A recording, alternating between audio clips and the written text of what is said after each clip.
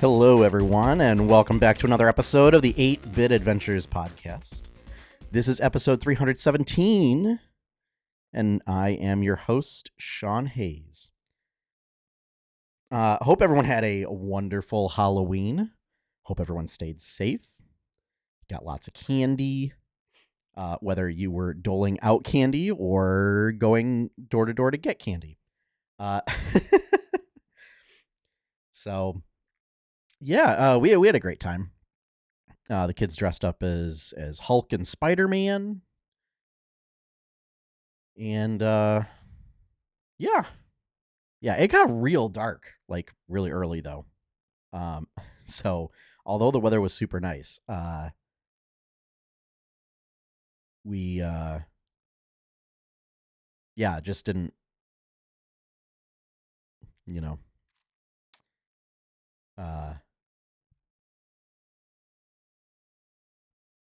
sorry, realizing that YouTube is offline for some reason, so it's throwing me for a loop. But we're just gonna move on. So Halloween got dark really early, and I couldn't see, so that was fun.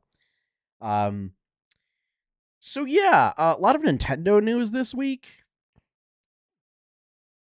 and not much else. Feels like Dragon Age Veilguard released, and that is taking up a lot of the news cycle. But of course, it's the general, like, new anticipated game comes out. Now there's 70,000 articles on oh, how to do this thing, how to do that thing, how to do this thing.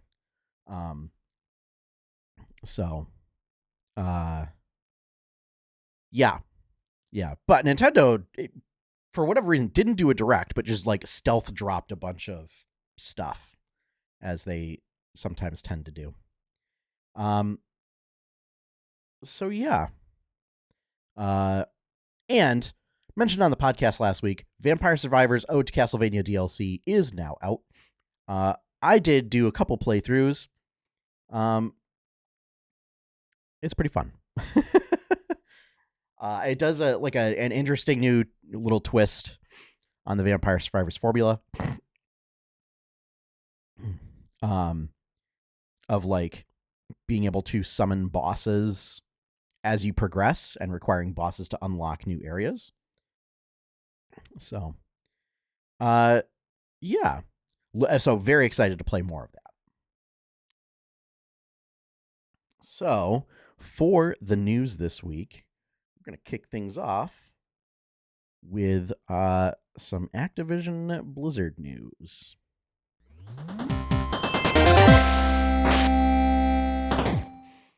So first up, Gamesindustry.biz reports that QA staff, as part of the Better ABK union at the Eden Prairie, Minnesota office, walked out this past week in protest against the company's return to office mandate.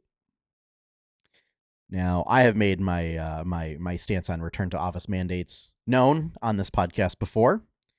And I believe if it wasn't last week, it was the week before, that the Ubisoft France employees did a 3-day walkout to protest there, and theirs was only 3 days a week. This, I believe, is a full return to office mandate where they were hybrid, whereas Ubisoft France's was fully remote and then going hybrid. So yeah. Again, benefits of unions, being able to put pressure on upper management. I don't know if upper management's going to cave on this one. But again, if the job can be done remotely, why are you doing return to office mandates? And in a lot of cases, it's because executives feel like they're losing money on office space. And it's like, well, put on your big boy pants, your big kid pants, and maybe downsize your office space. If you just have most of your workforce is remote, you don't need all that office space. And if for some reason your poor widow ego can't stand that you sitting in office all by yourself with no employees to lord over in there, then maybe you should find a different industry to work in. So, but yeah, good on a better ABK for taking a stand. So yeah, it's one of the it's so hard for me to like just stay neutral and objective on these topics, because especially when it keeps happening and it doesn't need to. So next up, Animal Crossing Pocket Camp Complete is a quote. It's sort of a re-release of Animal Crossing Pocket Camp. So I had reported before on the podcast, relayed on the podcast, that Animal Crossing Pocket Camp is being shut down. But instead of just letting it like fade away into the ether, Nintendo has decided to re-release it in its entirety as a single sort of full release option that is playable offline. So essentially you're getting like a fully realized game, and it will include all the content that's been released before. They're going to have some new content. There is a transfer tool. I feel like, did I talk about this last week? Oh no. I think I did, but I'm going to reiterate it for this week. Complete version costs $10 through January 31st. After that, it will cost $20. The transfer tool will allow you to transfer your data from Pocket Camp to Pocket Camp Complete. If you were a very heavy Pocket Camp player, and you don't want to lose your progress, I don't know. I used it like in the first couple of months after it launched and then stopped using it. So I think I'm just going to start over. I did get this because from what I remember, it was pretty fun. It was very, very geared as being like a mobile free-to-play mobile title. And so a lot of the features in that started to wear on me after a while.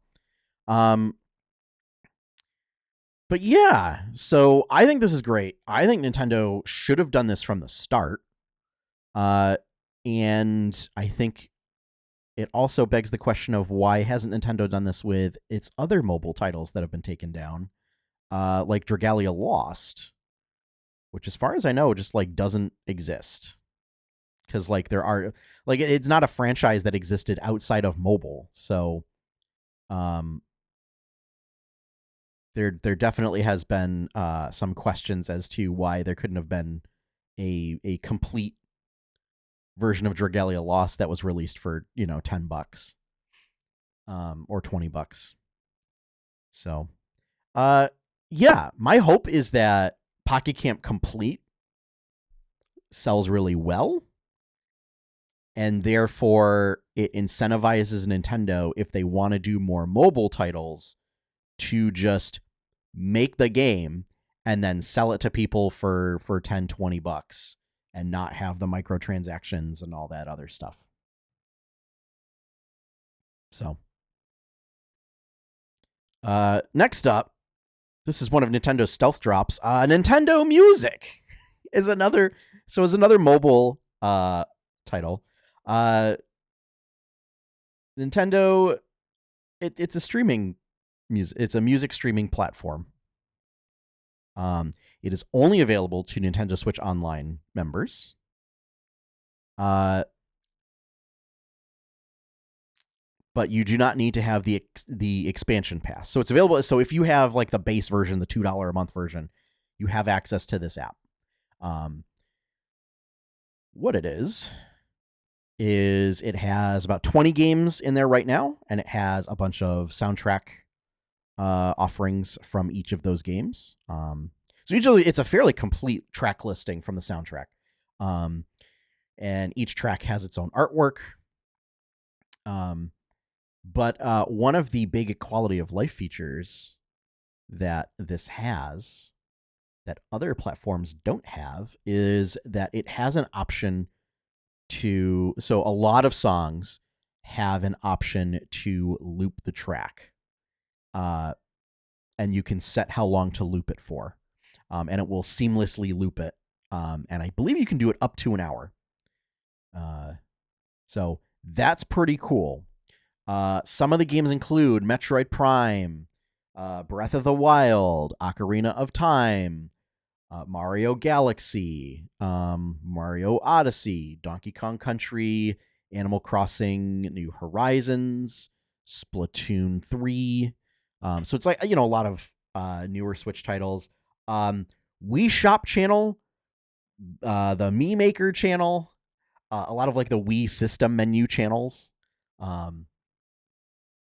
Things that are not in there yet. Donkey Kong Country 2 is not in there yet. Snow Sticker Brush Symphony. Smash titles are not in there. Nothing from Xenoblade. As far as the Super NES titles go, it's just Yoshi's Island and Donkey Kong Country. So no Super Mario World either. I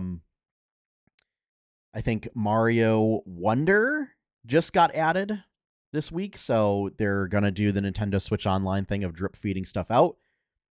For me personally, I think for a music streaming platform, that's a mistake. Like, I know they're doing this as a way to retain Nintendo Switch Online subscriptions. I really think they could have put as many titles as they could get on there from the get-go. Like, don't drip feed stuff out. And I will say, this is not my specialty. So it's entirely I'm willing to admit I'm probably wrong. In my mind, it does not seem that hard to get your audio files and to put them, I assume, on a server or collection of servers that people then stream it from. Like, I assume it's not a very technical or demanding process. So the fact that there are, only 20 games on there is a little disappointing to me. That said, the app itself works great. Again, like the nice quality of life features, and you can make playlists. They have curated playlists already. You can make your own playlists, and mark your favorites and stuff. Very bog standard music streaming app options. So I'm excited for this. It's unfortunately a lot of the titles that I'm really looking forward to. Oh, also, look, I know nobody from Nintendo really watches my content, right? But if anybody has some pull there, we absolutely need to get Cadence of Hyrule on this app. Like, those songs are so good and they are not available anywhere. They need to be put on this app. And that's what I think where this app could really shine is, like, at least I was unaware that Xenoblade had become available on iTunes. Because I remember back in the day of having to, like, the only way to get the soundtrack was, like, to buy the CDs, like, import the CDs from Japan. And so, let's just say, and that was the only way to get that music for Xenoblade Chronicles 1. So let's just say there was not a lot of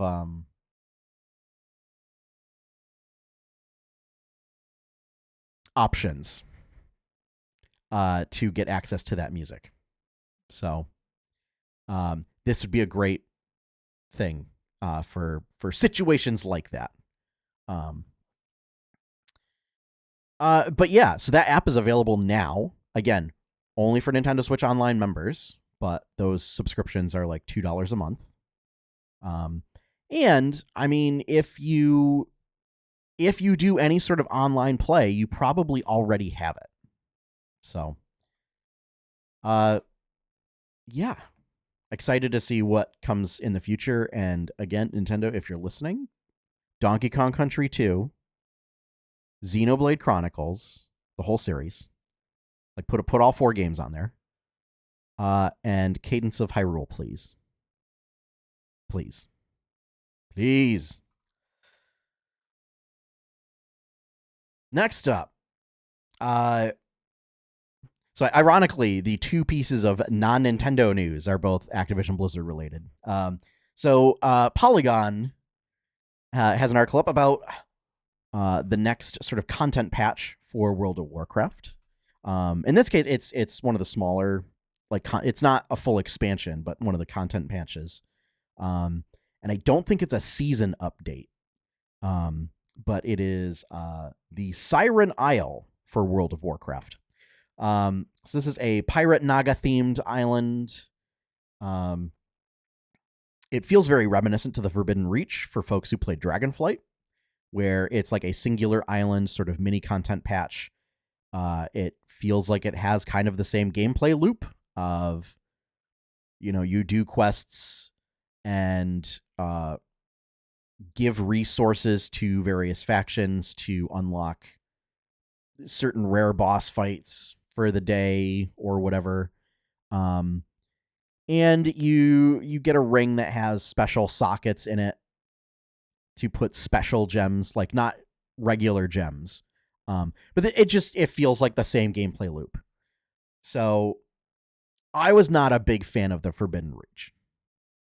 It was a thing where it turns out that the ring that they gave you in that content patch, when the patch dropped, that ring for many classes was already outclassed by the like raid tier ring that you could get already. So like for raiders, this patch, like that patch offered nothing. So my hope is that there is fun stuff to do here. Now, pirate theme, I already do like it a little better. And the fact that like the enemies on the island will change, so that there's like 3 different enemy factions that can appear. One of which being pirates, one being Naga, and I forget what the third one is.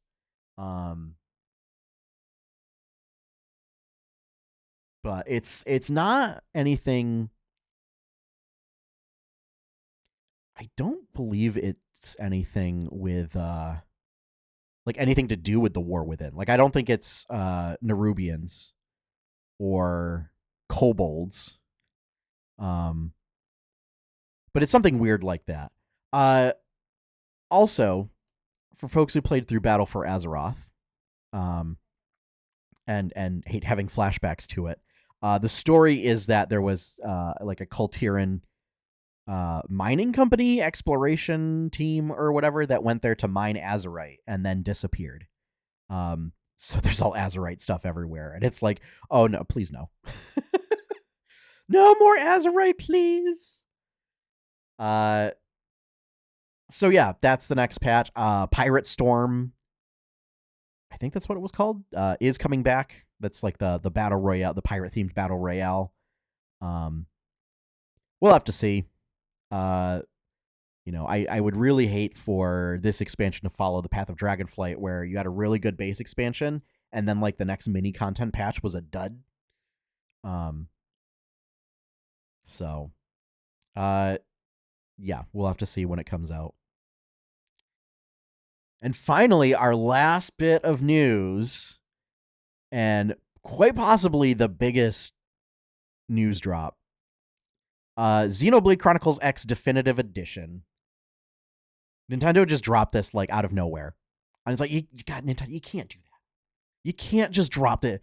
Like, have a direct. Have an announcement of something. And no, they just like put it up on Facebook and other social media that was like, hey, yo, we're putting this game out. It's like, what? This is the Xenoblade sort of spin-off title. In that Monolith has said, like, it was never intended to connect with the other Xenoblade games, but they used it. They used the name for like brand recognition, and this was kind of like a big full scale tech demo sort of thing about all of the various like world built, like open world type stuff that they can do, and some battle systems and things like that. So it's, if you're looking for something, and like it's a very different game than the other Xenoblade titles, where it's like futuristic sci-fi, and then like the second half of the game is like mech combat. There's a lot of weird stuff going on. But it came out on the Wii U, so like nobody played it. But those who have been asking for and wondering when it's coming. And sure enough, so it's coming in March. So very exciting. And Nintendo has said that there is some new content being added to tie up the ending, which is huge news, because the ending of the first game, I'm not going to spoil it, but it ends on a cliffhanger that is never resolved. And it's like there was never any content patch to add an ending or anything like that. So it was very disappointing for a lot of folks. So to have some sort of like fully resolved ending is a big deal. And I don't know if they're going to do, there was like a bunch of online components. I don't know if those are going to be put back in, or if they're just going to be treated as like in-game, like offline missions. But yeah, also very curious to see how they're going to handle, because this was a game that utilized the second screen of the gamepad. If it's just going to be put in like a start menu, like a pause menu type thing, of like you would do stuff on the, like your map screen would be on the gamepad, and it would show like resources, and you could plot travel routes and stuff. So I don't know if they'll do that as just like if you pause and it'll bring up a menu and then you can tab over to like your map or something. But yeah. So I will definitely be picking this game up. I still have to play Xenoblade Chronicles 3. That is a grave sin that I have committed, is not playing it yet. But definitely picking this game up.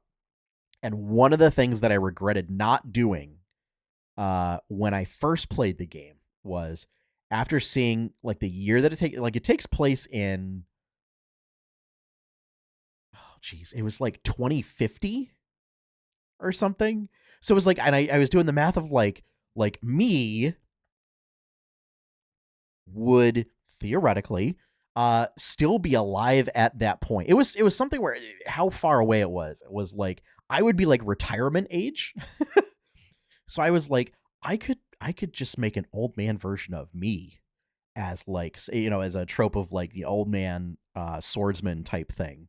And I didn't do that. And I was like, that is a missed opportunity. And I was already like, when they reveal that plot point, I was already so far in that I was like, man, I could have done that. So when I do pick this game up, is I'm not gonna make the same mistake again.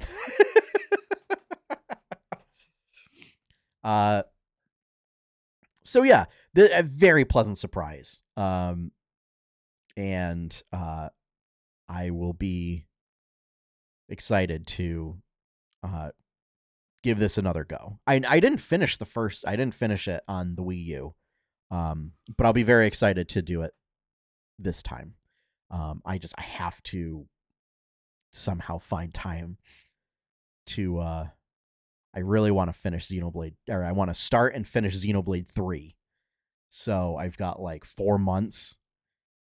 We'll see. I've got a bit of a backlog, so I'm a little nervous about that, but yeah. It's very exciting. I love Xenoblade. And this was one where I was like, I don't know how I feel about this. And then it grew on me. And I will say, the exploration and the open, like the world building and everything, absolute top notch. Monolith, it's once again Monolith doing its best work. And the sense of scale, because it's this like the same monsters appear whether you're human scale or mech scale. And so like there is some real big differences in monster scale, and the fact that you can run around and like it gets overwhelming at a certain point where you're just like, that's a big boy. I'm gonna take a wide berth around that. And then of course later in the game when you get mechs, you then come back and you're like, oh, okay, all right, it's time, square up. So yeah.